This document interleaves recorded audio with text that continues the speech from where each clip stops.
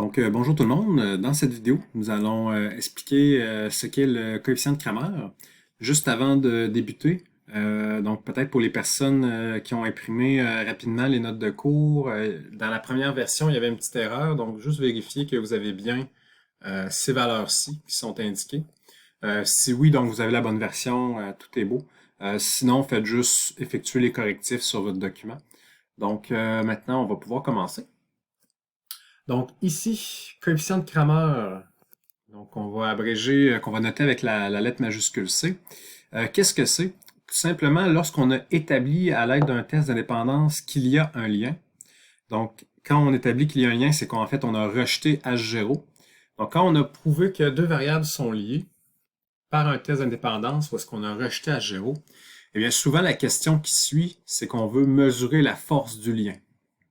Donc, plus la force est élevée, plus une variable a une forte influence sur l'autre et vice-versa. Ça peut rester à démontrer par quel mécanisme, etc. Mais au moins, on peut montrer qu'il y a une force de lien élevée. Donc, coefficient de Cramer, on a une petite formule pour ça, qui est assez simple. Donc, on reconnaît déjà qu'on a un Qui2 échantillonnal, donc lui qu'on servait à la 5e étape dans les tests d'indépendance. Donc, on le reprend. On voit qu'on a un petit n qui se trouve à être la taille d'échantillon. Et on a h-1. Donc la valeur de h, ici, on l'a indiqué. Donc c'est elle qu'on connaissait moins un peu. Donc c'est le minimum entre le nombre de lignes et le nombre de colonnes. Qu'est-ce qu'on veut dire par là?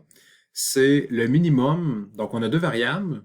Et chaque variable a un nom, a des modalités. Et nous, on va prendre le minimum de ces modalités-là. Donc on va le réexpliquer dans les exemples. Donc, on va continuer. Ici, un coup qu'on a calculé la valeur de C, donc là, il y a une petite erreur. On va prendre la lettre C. Donc, la valeur de C, qui est le coefficient de Cramer, va être compris entre 0, de 0 à 1. Et un coup qu'on l'a calculé, ben, on va se servir de ce petit tableau-là pour pouvoir l'interpréter. Okay, donc, ça vous prend le tableau pour interpréter le coefficient de Cramer. Et selon la valeur de Cramer, la valeur de C, ça ici, eh bien, on aura juste à regarder vis-à-vis quelle est l'intensité du lien qui correspond à la valeur du coefficient. Donc, on va passer tout de suite aux exemples. C'est ici. Donc ici, on va reprendre les exemples, les deux exemples qu'on a fait de tests de dépendance dans les vidéos précédentes. Et on va tout simplement, étant donné que dans ces deux exemples-là, on avait rejeté H0, donc il y avait un lien dans la conclusion, ce qu'on réussit à démontrer, eh bien maintenant, on peut évaluer la force du lien. Donc c'est ce qui est indiqué ici, nous avions rejeté H0. Et calculons le coefficient de Cramer. Donc dans le premier exemple qu'on avait fait, ici, donc j'ai réécrit la formule, on avait trouvé 8,61 de Qui2 échantillonnal. On va peut-être aller y rejeter un petit coup d'œil. Effectivement, ici, on avait notre coefficient de Cramer juste là. Pas notre coefficient de Cramer, mais excusez, le Qui2 échantillonnal. On avait la taille d'échantillon, okay, qui est notre petit n. Et on avait aussi, donc pour le H, déterminer le minimum entre le nombre de lignes et de colonnes.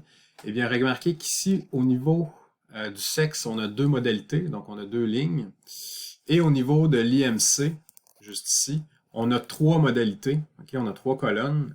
Donc le minimum entre les deux, ici, ben, c'est la valeur 2. Donc on va prendre 2 pour la valeur de H dans notre formule. Donc on va y retourner. Parfait.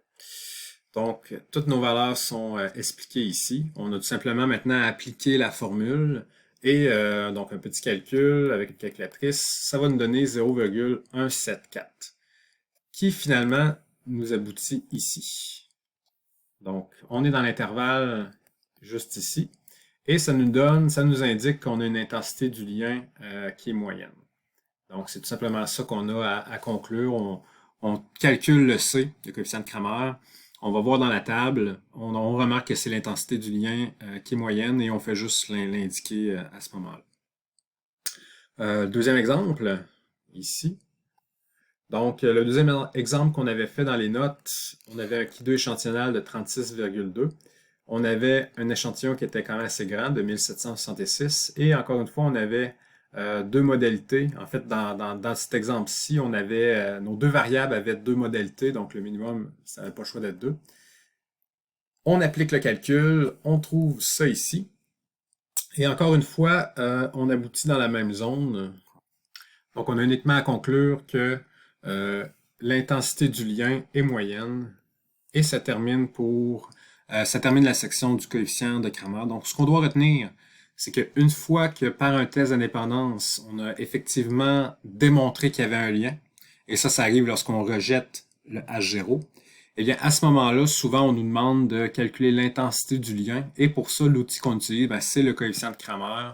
On a une petite formule, et à partir d'un coup qu'on a calculé notre coefficient de Cramer, eh bien, on se réfère au tableau, et on identifie c'était quoi l'intensité du lien qui y correspond. Donc, c'est tout ce qu'il y avait à mentionner pour le coefficient de Cramer. Donc, ça termine la section des tests de dépendance. Il vous reste seulement à faire les exercices qui y sont associés.